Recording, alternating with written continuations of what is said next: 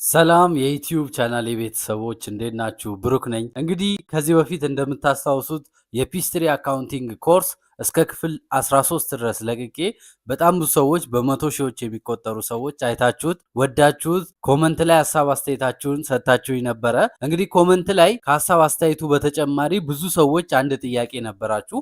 እሱ ምንድነው? ባንክ ሪኮንሲሌሽን ስራልን የሚል ነበረ። ስለዚህ በዛሬው ቪዲዮ ባንክ ሪኮንሲሌሽን ምንድነው፣ እንዴት ነው ፒስትሪ ላይ የሚሰራው የሚለውን ሙሉ ቱቶሪያል ቪዲዮ ይዤላችሁ መጥቻለሁ።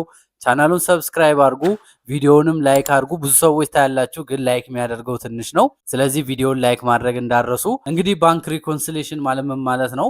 እንደሚታወቀው ሁሉም ካምፓኒ ገቢዎችና ወጪዎች ይኖሩታል።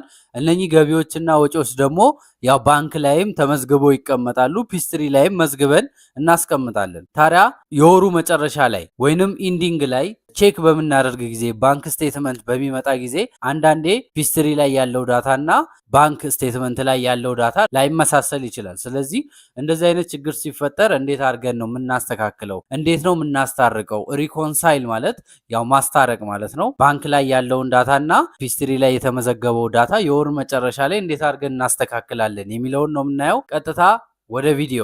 እሺ እንግዲህ በመጀመሪያ ፒስትሪ አካውንቲንግ ሶፍትዌራችንን ከከፈትን በኋላ ቀጥታ እዚች ጋር እንመጣና ኦፕን አን ኤግዚስቲንግ ካምፓኒ የምትለዋን እንመርጣለን። ከዛ ካምፓኒያችሁን አስገቡ ይላል። ያው የኔ እዚህ ጋር እንደምታዩት ብሩክ ትሬዲንግ ነው የሚለው። ካምፓኒያችንን ከመረጥን በኋላ ኦኬ እንለዋለን። እንደዚህ አይነት ጋይዶችን ሲያመጣልን ክሎዝ ነው የምናደርጋቸው። አሁን ቀጥታ እንዴት አድርገን ነው ባንክ ሪኮንሲሌሽን ምንሰራው ወደሚለው ነው የምንገባው። አሁን ቀጥታ ታስክስ የምትለዋ ሜኑ ባር ላይ ክሊክ እናደርጋለን። ከዛ ከሚያመጣልን ምርጫዎች ውስጥ ወደ ታች እንወርድና አካውንት ሪኮንሲሌሽን ምትላለች እዚህ ጋር ምትላት እሷን አንድ ጊዜ እንነካታለን።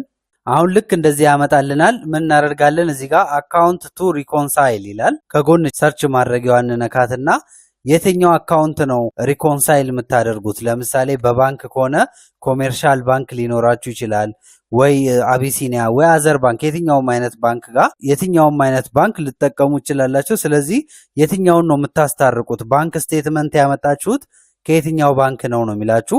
ለምሳሌ እኔ ኮሜርሻል ባንክ ኦፍ ኢትዮጵያ ምትላለች እሷን እመርጣለሁ። ከዛ በኋላ ወደዚህ ጋር ስትመጡ ስቴትመንት ዴት ምትላለች። እዚህ ጋር እንደምታዩት ከጎን ቀን ምረጡ ይላችኋል።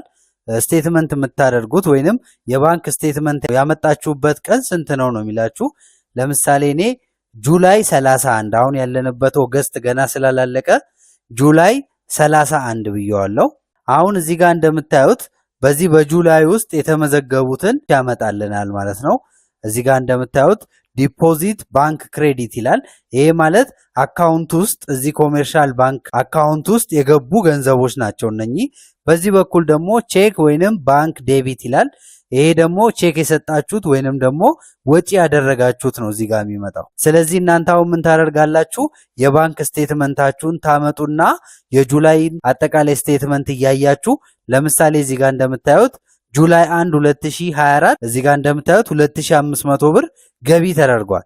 ስለዚህ እናንተም ስቴትመንቱ ላይ ትሄዱና ጁላይ 1 2024 ይሄ ገንዘብ ገቢ ተደርጓል የሚለውን ቼክ ታደርጋላችሁ። በትክክል እዛም ላይ ካለ እዚች ጋር ትመጡና ክሊር ታደርጉታላችሁ፣ ራይት ታደርጉታላችሁ ማለት ነው። ሲቀጥል እዚህ ጋር እንደምታዩት ጁላይ 2 2024 3000 ብር ገቢ ተደርጓል ይላል ፒስትሪ። እናንተ ደግሞ ባንክ ስቴትመንቱ ላይ ታዩና በትክክል ጁላይ 2 2024 3000 ብር ገቢ ከተደረገ እዚች ጋር መታችሁ ክሊር ታደርጋላችሁ። ስቴትመንት ላይ ከሌለ ግን ትዘሉታላችሁ ማለት ነው። አሁን እኔ በትክክል አለ እንበልና ክሊር አድርጌዋለሁ። እዚህ ጋር ደግሞ ጁላይ 3 2024 ይላል 7000 ብር ገቢ ተደርጓል። ባንክ ስቴትመንታችሁ ላይ ገቢ ካልተደረገ ይህንን ትዘሉታላችሁ። እዛም ላይ ካለ ግን ክሊር ትክክል ነው ትሉታላችሁ ማለት ነው። በዚህ መልኩ አስገብታችሁ ስጨርሱ ቀጥታ እዚች ጋር ትመጡና ኦኬ ትሉታላችሁ። አሁን የባንክ ሪኮንሲሌሽን ሪፖርት ለማውጣት ቀጥታ እዚች ጋር ትመጡና ሪፖርትስ ኤንድ ፎርምስ ምትላለች እሷን ትነካላችሁ። ከዛ በኋላ እዚህ ጋር ትመጡና አካውንት ሪኮንሲሌሽን ምትላለች እሷን ትነካላችሁ። አሁንም እዚህ ጋር አካውንት ሪኮንሲሌሽን ባንኪንግ ትራንዛክሽን ሲልና እነኚህን 5 ምርጫዎች ያመጣላችኋል።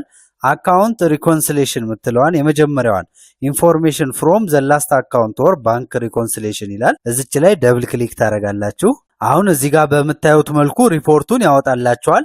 መጨረሻ ላይ እንደምታዩት ኢንዲንግ ባላንስ ብሎ ኢንዲንግ ባላንሱንም ያሳያቸዋል ማለት ነው። እዚህ ጋር እንደምታዩት ብሩክ ትሬዲንግ አካውንት ሪኮንሲሌሽን ብሎ የምን ወር እንደሆነ እዚህ ጋር ይነግራቸዋል፣ ወሩንና አመቱን፣ እንዲሁም የባንኩን ስምና የአካውንቱን ስም እንዲሁም አካውንት አይዲ እዚህ ጋር ያስቀምጥላቸዋል። ባንክ ስቴትመንት ዴት ብሎ መቼ ስቴትመንቱ እንደሰራችሁት ይነግራቸዋል። ይህንን አሁን ፕሪንት ለማድረግ ከላይ እዚህ ጋር ትመጡና ፕሪንት ትሉታላችሁ። ከዛ ላይ የማሽናችሁን ስም መርጣችሁ ኦኬ ስትሉት በማሽናችሁ ፕሪንት አውት ያደርግላቸዋል ማለት ነው። በዚህ መልኩ ባንክ ሪኮንሲሌሽን እንሰራለን ማለት ነው። እንግዲህ ይህንን ቪዲዮ ሁላችሁም እንደወደዳችሁት እርግጠኛ ነኝ። ቻናሉን ሰብስክራይብ አድርጉ፣ ቪዲዮውን ላይክ ማድረግ አትርሱ። ሀሳብ አስተያየት፣ ጥያቄዎቻችሁን በግልጽ ኮመንት ላይ ጻፉልኝ፣ የሁላችሁንም እመልሳለሁ። ቀጣይ በሌላ ጠቃሚ ቪዲዮ መልሼ ያገኛችኋለሁ። እስከዛው ድረስ ይመቻችሁ።